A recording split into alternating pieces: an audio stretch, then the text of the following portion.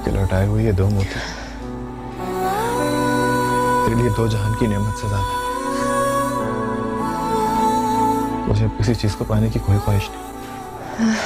खामखा परेशान हो रहे हैं। ये देखें, ये बैठा हुआ है, मैं खुद बैठा के गया हूँ। ये क्या हुआ? तुम्हें तो बहुत तेज बुखार है।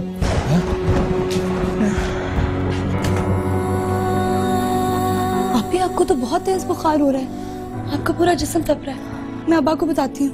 कुछ नहीं हुआ आया, कुछ नहीं हुआ मुझे। ओए सत्यानाश, मेरा मतलब है कि क्यों अपनी जिंदगी के पीछे पड़ा हुआ है? गफूर, मेरी मदद करो इसको घर पहुंचाने में। इसका ज्यादा देर बाहर रहना भी ठीक नहीं। उठ मेरा बच्चा, उठ, आजा, उठ मेरा बच्चा, आजा, आजा। नहीं, आप भी, आपका रंग पीला पड़ रहा है। आप रुके, मैं अम्मी को बुलाती हूँ। अम्मी, अम्मी। आपको देखना तो मेरी जिंदगी का सबसे खूबसूरत लम्हा था, और आपकी मोहब्बत तो मेरी बेमानी जिंदगी का सबसे हसीन तजुर्बा। आपने तो मुझे अपने आप से मिलवाया, वरना मैं खुद को पहचाने बगैर ही इस दुनिया से चला जाता। मुझे इस जिंदगी से कोई गिला नहीं।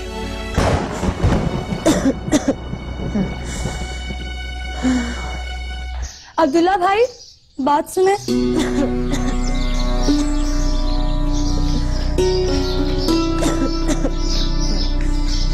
अब्दुल्ला भाई, आपका बहुत शुक्रिया।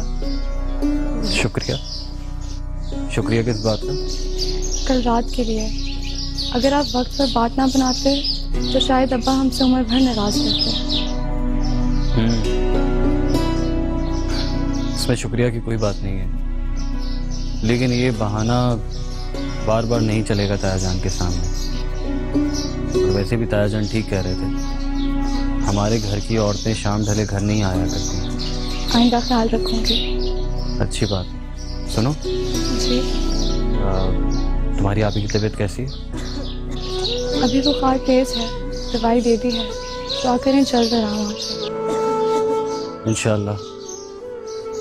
अपनी आपी को मेरी तरफ से पूछ लेना। जी।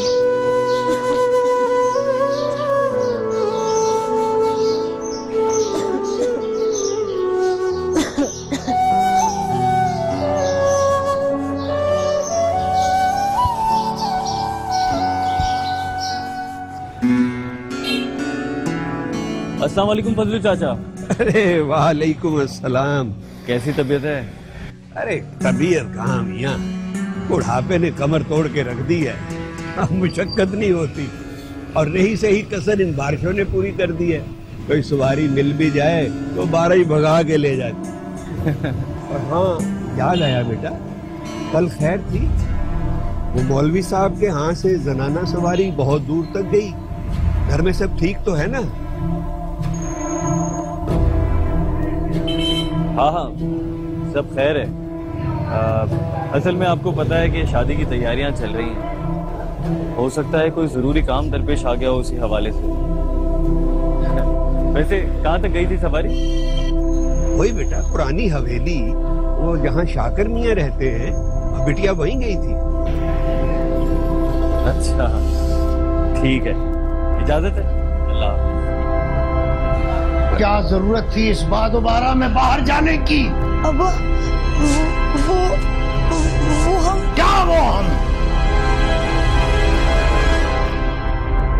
ये निकत ने दी है।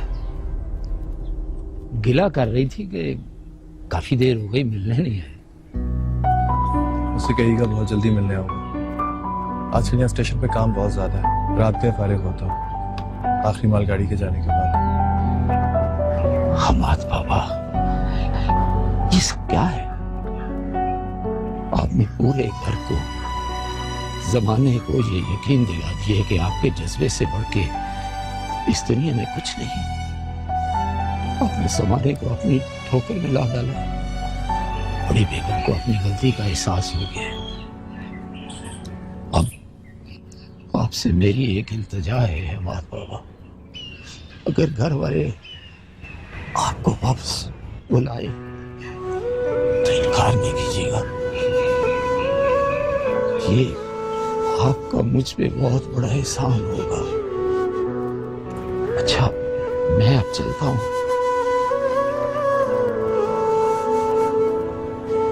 बाबा अपना ख्याल रखना।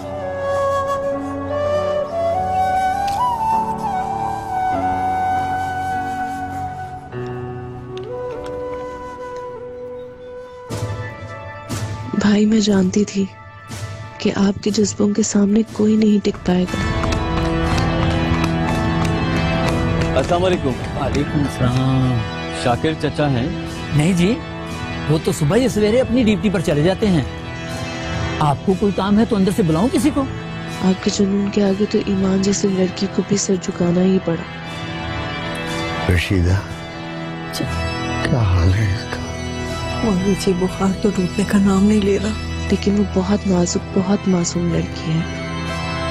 आप इसके लिए दुआ जरूर कीजिएगा, क्योंकि जिस दिन से वो आपसे मिलकर गई है, दिन रात बुखार में तप रही है। जो मैं दवा लाया था हकीम साहब से, क्या उससे फाका नहीं हुआ? मैं तो कहती हूँ अब शाकिर भाई से कहकर बड़ी डॉक्टर ने को बुलवा लो। हमारे साहब भी तो आए हुए ना आजकल। तबीयत कैसी है उनकी? आते जाते रहते होंगे यहाँ पे? देखिए, रुखसती के दिन करीब है, मैं इसे संभालूं या दूसरी तैयारियां करूं। घर वाले समझते हैं कि बारिश में भीग जाने की वजह से इसे सर्दी लग गई है, लेकिन मैं जानती हूँ कि इस जज्बे की शिद्दत जो आपकी मोहब्बत ने इसके दिल में जगाई है, पहली मर्तबा। ये सब कुछ मेरी वजह से हो रहा है। हर हफ्ते आ जाते थे अपने दोस्तों के साथ हल्ला गुला करने के लिए, अब कुछ अलबत्ता कम आते हैं। हाँ, कल आए थे बरसती बारिश में। आपको कोई काम है? मैंने उस नाजुक सी लड़की की रगों में इश्क का ये नील को जहर उतारा है, और लोग मुझे से तरियाक की उम्मीद भी कर रहे हैं। क्योंकि इससे पहले वैसे किसी भी जज्बे से अनजान थी। खुदा करे कि उसकी मासूम रूह इस तपती आग को झेल पाए।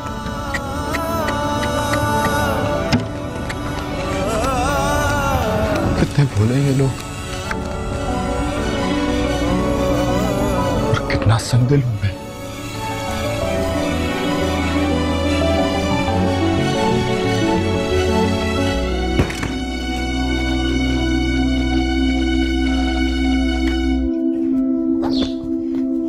अस्सलाम वालेकुम तायाजान। वालेकुम अस्सलाम। अब्दुल्ला बेटा, अच्छा हुआ तुम आ गए, मैं तुम्हें ही बुलवाने जा रहा था। क्या बात है तायाजान, आप परेशान लग रहे हैं?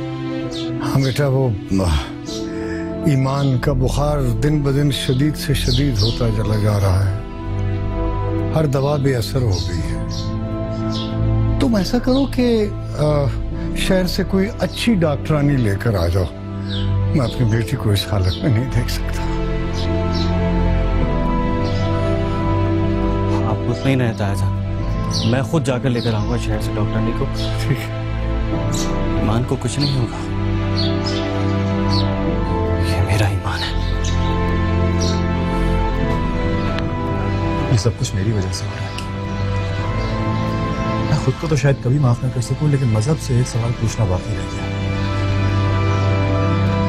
मुझे समझ में नहीं आता कि मोहब्बत करना अगर ऐसा ही गुनाह कबीरा है कि इसकी तपिश से किसी की कोमल रूह के रेशे झुलस जाए, तो हम मजलूम और बेबस इंसानों के दिल में ये चिंगारी सुगाई क्यों जाती है?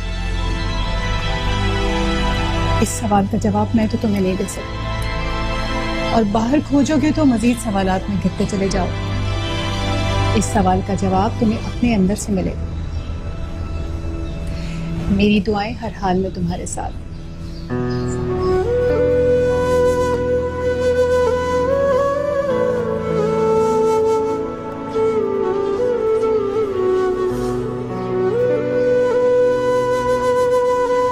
मुझे पूरा यकीन, तुम्हारे अंदर ये जलती हुई आग एक दिन तुम्हारी राह की मशल बनकर तुम्हें रास्ता दिखाएगी। हम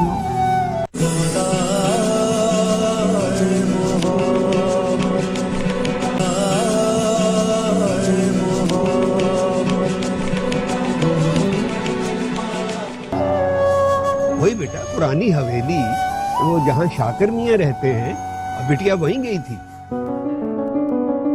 मुझे डर है कि उसकी जरा सी लफ्जिश सारी उम्र के लिए मेरी मासूम और पाक दामन बेटी के दामन पर बोहतान का कोई बदनुमा दाग न लगा दे। हर हफ्ते आ जाते थे अपने दोस्तों के साथ हल्ला गुला करने के लिए, अब कुछ अलबत्ता कम आते हैं। हाँ, कल आए थे बरसती बारिश में।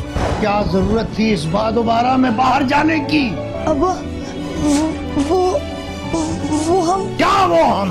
अगर आप वक्त पर बात ना बनाते तो शायद अब्बा हमसे उम्र भर नाराज रहते। ज़ाहिर तो बुखार ना उतरने की कोई वजह समझ नहीं आ रही। जब रुखसती के दिन करीब होते हैं तो लड़कियां ज़हनी बोझ का शिकार हो जाती हैं। ईमान बहुत कमज़ोर हो गई है। इस प्रेशर से बाहर आना बहुत ज़रूरी है। यूँ मुसलसल बुखार रहना भी उसके लिए ठीक नहीं है। घर में जो कोई भी है उसे चाहिए कि उसका दिल का बोझ हल्का करे। उसका इस प्रेशर से बाहर आना बहुत ज़रूरी है। दवा वक्त पर देते रहिए। शुक्रिया डॉक्टर साहब, आप एक तकलीफ की मेरे घर आए हैं, इसके लिए आपको दिल से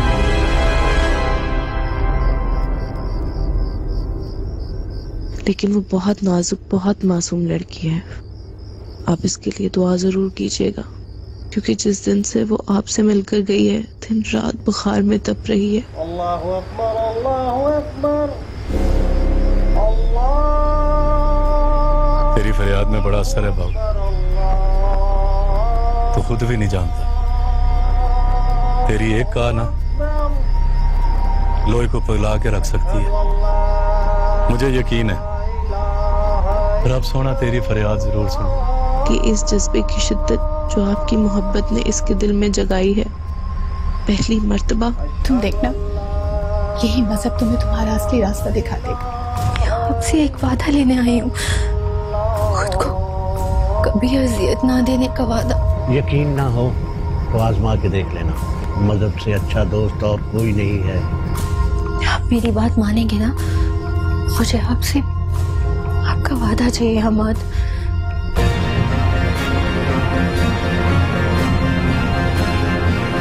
क्योंकि जिस दिन से वो आपसे मिलकर गई है दिन रात बुखार में तप रही है। मैं बहुत मजबूर और बेबस लड़की, सब रास्ते खुल जाएंगे। मैं आपकी मोहब्बत के बदले में आपको कुछ नहीं दे सकती। सारी मुश्किलें आसान हो जाएंगी। मेरे लिए आपसे यूं छुप कर तन्हाई में मिलने का गुनाह सारी उम्र मेरे वजूद को किसी आरी से काट देने के लिए काफी। आपके दो इशारे मुझे इस गुनाह पर मजबूर कर दिया। मैं खुद को रोक नहीं पाई। अब आप मेरी बात मान लें, घर वापस चले जाएं, वरना मेरा ये गुनाह भी रायगा चला जाएगा। मैं इस गुनाह को रायगा मत जाने दीजिए। मैं आपसे इल्तिजा करती हूँ। मैं अपनी खुशी के लिए आपकी खुशी का वादा चाहती हूँ।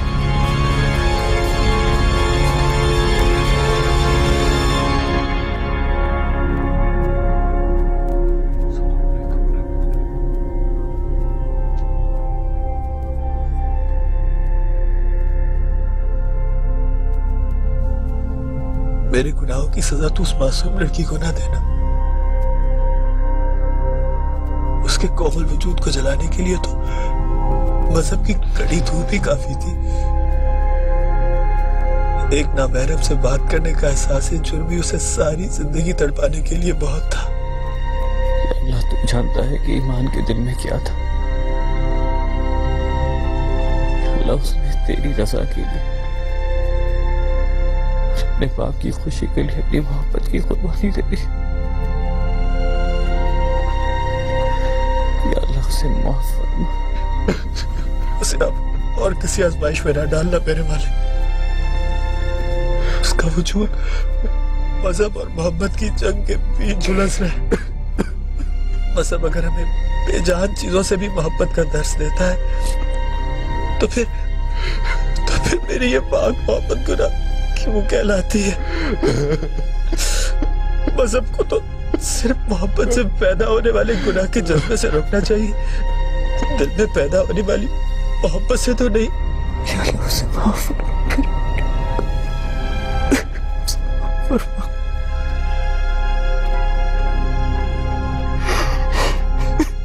कैसी आजमाइश है मेरे खुदा, मेरी तुझसे इल्तिजा है कि हम दोनों को मजहब की जंजीरों से निकाल दे, हमारे बीच मजहब की दीवार खड़ी ना कर, हमारा फैसला मोहब्बत को करने दे, मजहब को नहीं।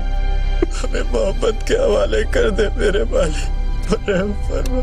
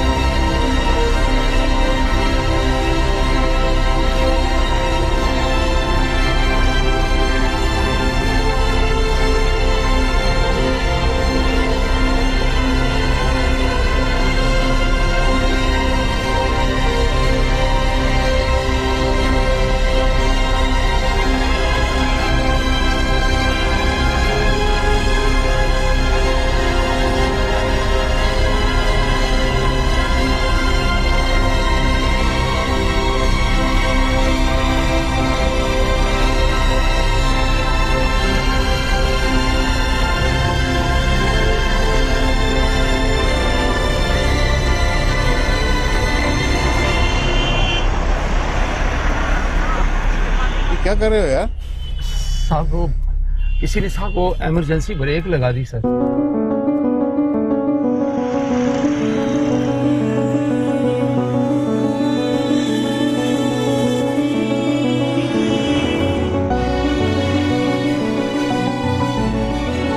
ध्यान से, आराम से।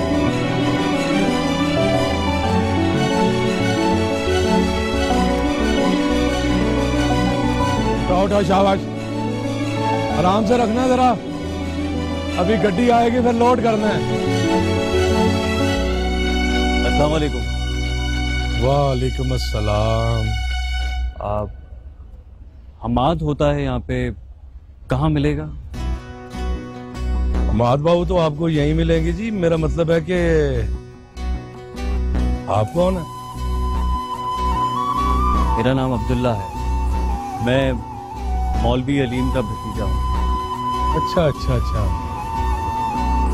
आप जी इधर ही ठहरे, मैं जरा महत बाबू को भेजता हूँ आपकी तरफ। बहुत शुक्रिया।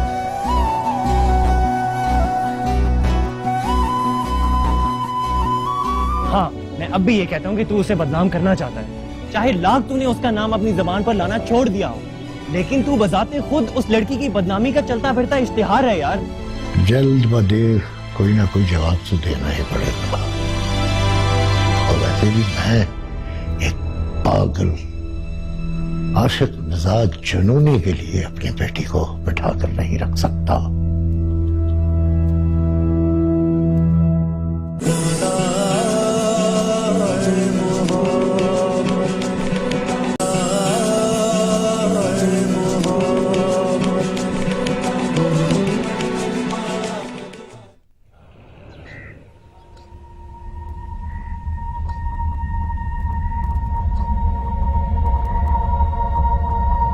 तुम इस वक्त यहाँ खैरियत है? जब तक तुम्हारा साया हमारे इर्द गिर्द मंडला रहा है, तब तक खैरियत कैसे हो सकती है?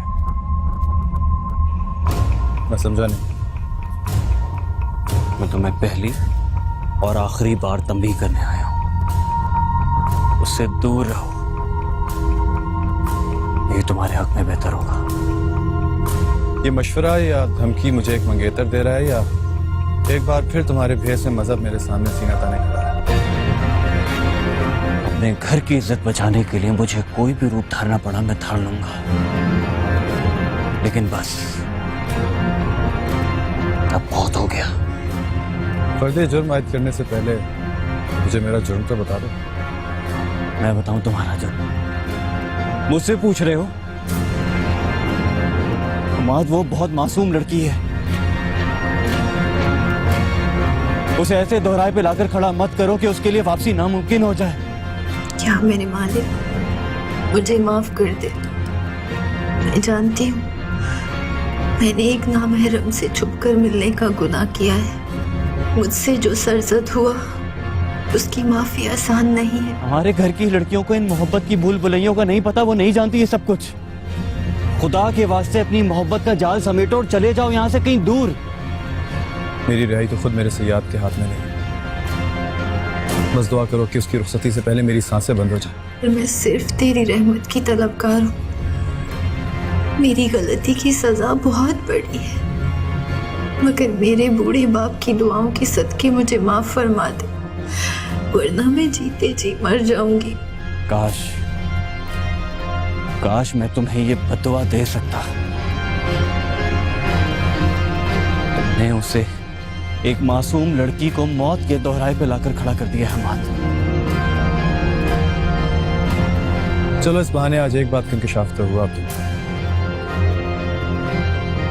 तुम भी ईमान से शदीद मोहब्बत करते हो। हाँ, मैं उससे मोहब्बत करता हूँ और शदीद मोहब्बत करता हूँ। मैं बहुत कमजोर हूँ, बहुत नाजुक हूँ मेरे अल्लाह। मुझे ताकत दे कि मैं अपने रिश्ते उम्र भर निभा सकूं। तुम क्या समझते हो? मोहब्बत सिर्फ वही होती है जिसका इजहार कर दिया जाए, जिसे खूबसूरत अल्फाज का सहारा मुयस्सर। क्या वही जज्बा सच्चा होता है? हमाद, मैंने जब से होश संभाला है ना, अपने बड़ों से अपने नाम के साथ उसका नाम जुड़े हुए पाया है। मेरे सीने में भी वही गोश्त का, उसी खून का दिल धड़कता है जो तुम्हारे और किसी और इंसान के दिल में धड़कता है। बस फर्क सिर्फ इतना है कि मैं तुम्हारी तरह अपनी मोहब्बत का इजहार नहीं कर सकता, चीख चीख कर अपनी मोहब्बत को बयान नहीं कर सकता। तुम तो अपने ही कबीले के निकले। बहरहाल मौलवी अलीम को मैं पहले भी यकीन दिला चुका हूँ कि मेरे कदम उस दहलीज को कभी पार नहीं करेंगे, और मैं आज तक अपने वादे पर कायम हूँ। अपनी एक एक बात का पास रखा है मैंने। तुम मुतमईन होकर चले जाओ। मुझे इस घर की इज्जत और हिम्मत हर चीज से ज्यादा मुकद्दम है। मुझे बार बार याद दिलाने की जरूरत नहीं है। मैं जानता हूँ तुमने कितना अपने वादे का पास रखा है। मेरा पर्दा रखना मेरे अल्लाह, मुझे सब्र, हिम्मत और इस्तिकामत देना कि मैं नामहरम के सामने इकरार के गुनाह की बोझ को झेल पाऊं। लेकिन अगर तुम्हारी दीवानगी की वजह से किसी और के कदम उस घर की चौखट से बाहर निकले तो क्या मौलवी साहब की रुसवाई नहीं होगी? उनकी बची कुची इज्जत मिट्टी में नहीं मिल जाएगी? बड़ी अजीब बात है। अब इतनी शदीद मोहब्बत का दावा भी करते हो और यकीन कामिल से भी महरूम हो अपनी मोहब्बत पर। तो खुद तुम्हारी अपनी मोहब्बत की रुसवाई है। अगर किसी ने गलती से अपने घर की चौखट पार कर भी ली तो जानते हो क्यों? सिर्फ उस घर की इज्जत और हुर्मत की दुहाई देने के लिए, सिर्फ मुझसे एक वादा लेने के लिए कि मेरी दीवानगी कहीं गलती से किसी के कोरे दामन पे कोई दाग ना लगा दे। और ये वादा मैं 1000 बार पहले भी कर चुका हूं। अब तो सिर्फ एक सांस चलने का इल्जाम ही बाकी रह गया। अब्दुल्ला, तुम कहो तो अपना गला खुद अपने हाथों से घोट कर ये दाग भी धो डालो। ये कोशिश भी कर लो।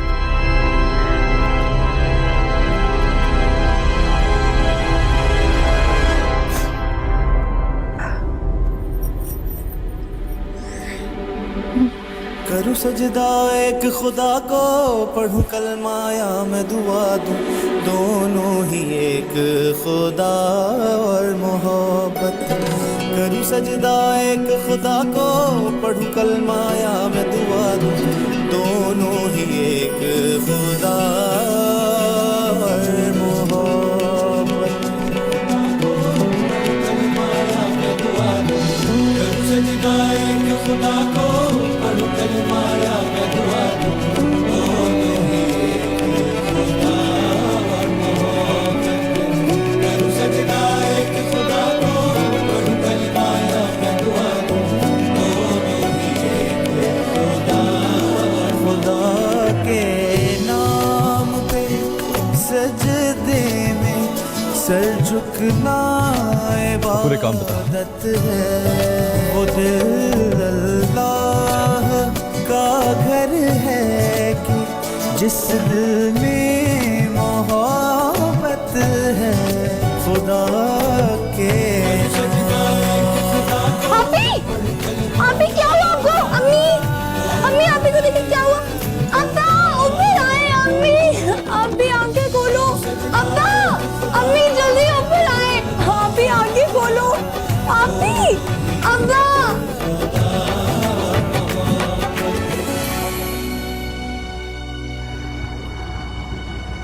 ये मोहब्बत नहीं, दीवानगी है।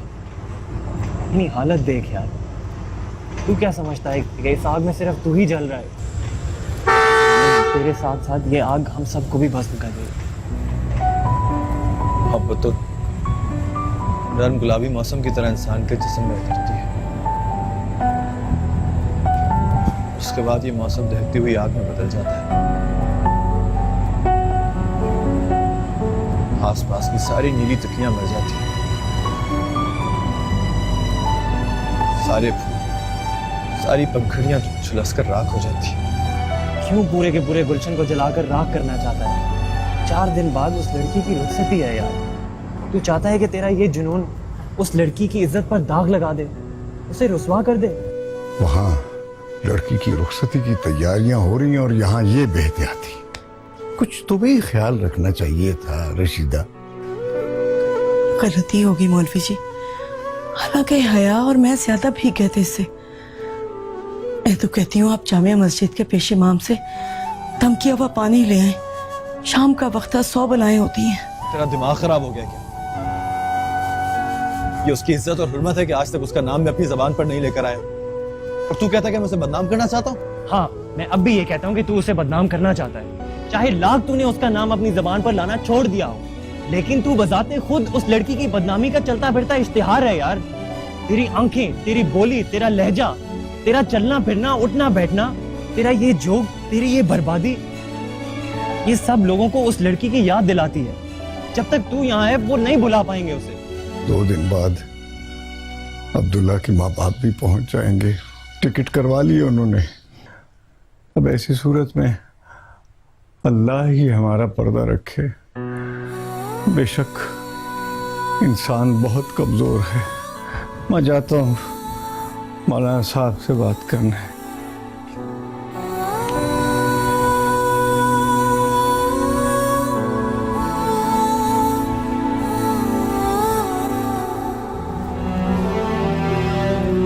अच्छा, तू क्या चाहता है? मैं फिर से उन घमंडी और मगरूर लोगों की दुनिया में वापस चला जाऊं जो इंसान को हकीर कीड़े मकोड़े से ज्यादा कुछ नहीं समझते? Very good. आज उनके साथ मिलकर तू नहीं की बोली बोल रहा है ना?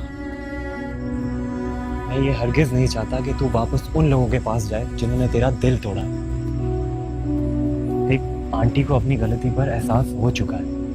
तू अगर अंकल की वजह से वापस नहीं जाना चाहता तो तू चल, मेरे साथ चल। अपने लिए नहीं, हमारे लिए नहीं, उस शरीफजादी के लिए सही।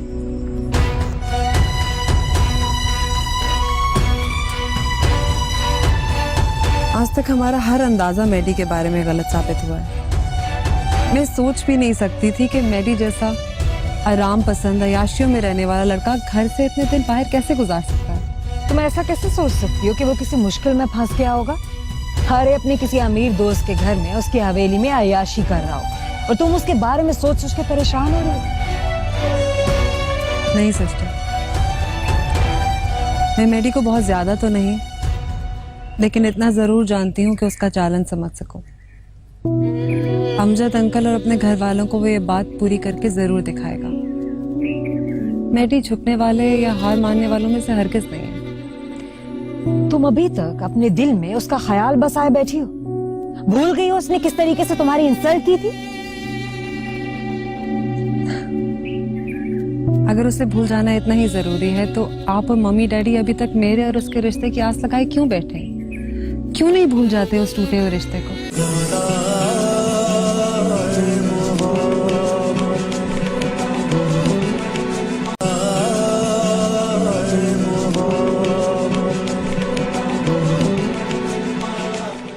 रिश्ते जबरदस्ती नहीं होते अमजद।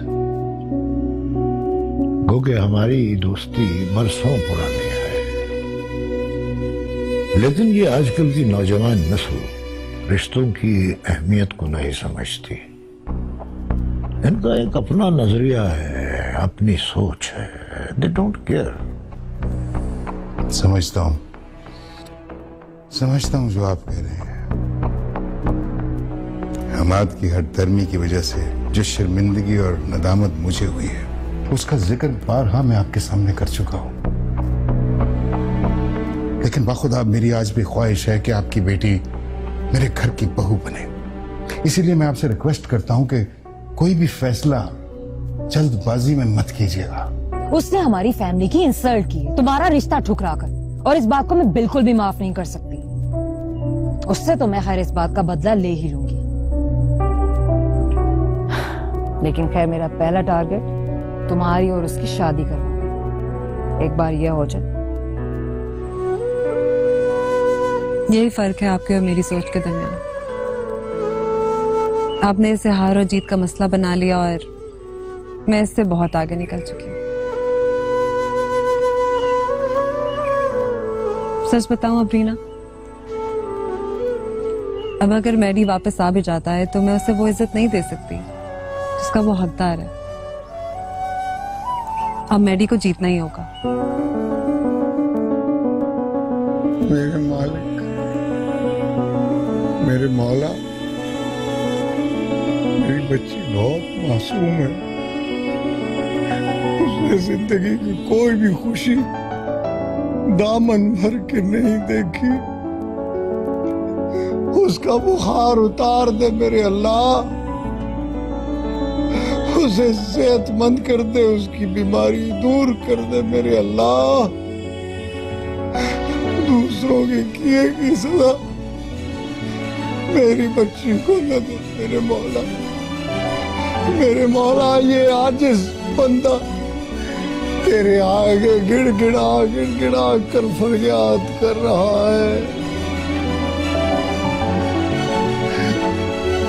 मेरी दुआओं का मान रख ले मेरे मौला, मेरी दुआओं का मान रख ले, मेरी दुआओं का मान रख ले।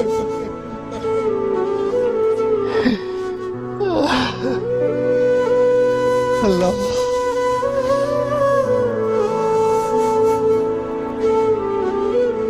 अब्दुल्ला मियां, तुम कब आए? मुझे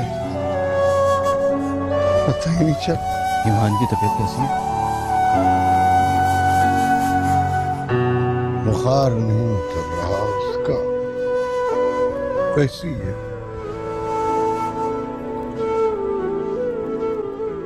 क्या कह रही थी डॉक्टर ने? मामला उसकी समझ से भी बाहर है। बुखार तो सर्दी की वजह से हुआ था, लेकिन दवा को अब तक असर तो कर लेना चाहिए था ना। न जाने कौन सी ऐसी बात है जो मेरी बच्ची को, उसकी रूह को झुलसा रही है। लेकिन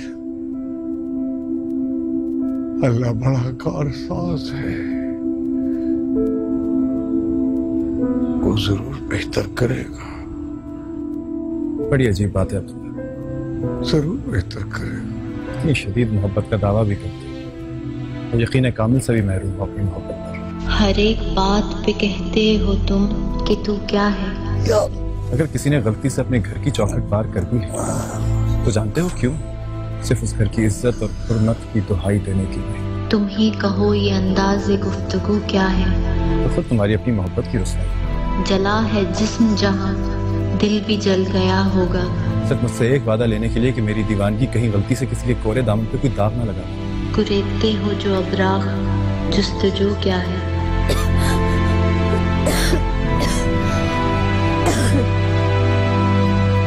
नरमीन मेरी बहुत लाडली बेटी है, मैं बहुत प्यार करता हूँ उससे, लेकिन तुम्हारे बेटे ने उसको बहुत दुख दिया है। बहरहाल सिकंदर ग्रुप ऑफ कंपनीज के ओनर सिकंदर बख्त की फैमिली रिश्ते के लिए आ रही है, मगर हमने अभी तक कोई प्रॉपर जवाब नहीं दिया। जल्द ब देर कोई ना कोई जवाब तो देना ही पड़ेगा। और वैसे भी मैं एक पागल आशिक मिजाज जुनूनी के लिए अपनी बेटी को बैठा कर नहीं रख सकता।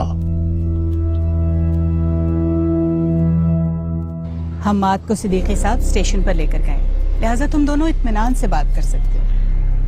बात तो अभी तक आप जान ही चुकी होंगी। हमारे भाई हमारी नहीं सुनेंगे। एक सिर्फ आप ही आसरा रह गई हमारे पास। मैं समझी नहीं। मैडी आपकी बहुत मानता है, आपकी और सिद्दीकी साहब की उसके दिल में बहुत इज्जत है, और आप दोनों ही वो वाहिद रिश्ता बाकी है जिस पर उसका एतबार कायम है। आप हमारी मदद कीजिए। बाकी सब खैरियत है, बस आप लोग पहुंचने की करें। सबको सलाम और दुआ, तुम्हारा भाई अलीमुद्दीन। अल्लाह खैर करे। ये मौलवी जी को अचानक क्या हो गया? पहले खुद ही आकर तो अगले महीने की पहली जुमेरात को निकाह की तारीख मुकर्रर करके गए हैं, और अब ये अचानक उजरत। सब खैर तो है ना? हाँ हाँ, मैं हर तरह से हाजिर हूँ, और हम्माद तो मुझे सगे बेटों से बढ़कर है। लेकिन इस वक्त वो जिस किस्म के शदीद ज़हनी दबाव का शिकार है, उसको पेश नजर रखते हुए मैं तो यही कहूंगी कि उसको किसी किस्म के भी फैसले के लिए मजबूर ना करें तो बेहतर होगा। आप बिल्कुल सही कह रही हैं, लेकिन अभी तक आपको भी अंदाजा हो चुका होगा कि जब तक वो यहाँ रहा, ये दर्द उसका पीछा नहीं छोड़ेगा। ये तो वहां जाकर ही पता चलेगा। वैसे भाई साहब इतनी उजलत में फैसले करने के आदी हैं तो नहीं, जरूर कोई वजह ही होगी।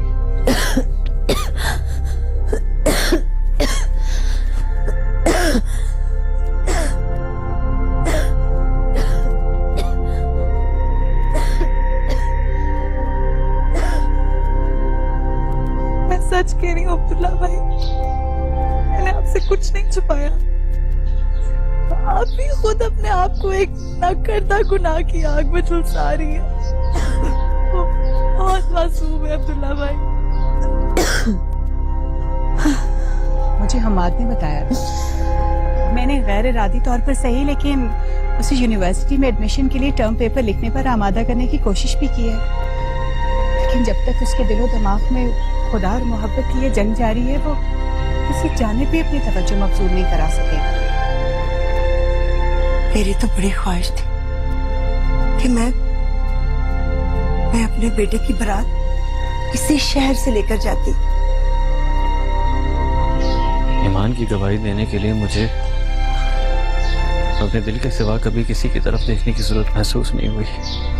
उसे सेरे लगाती, घोड़ी पे चढ़ाती, उसके सारे चाव पूरे करती। उसकी मासूमियत, उसकी पाकीज़गी का गवाह मेरा दिल खुद है।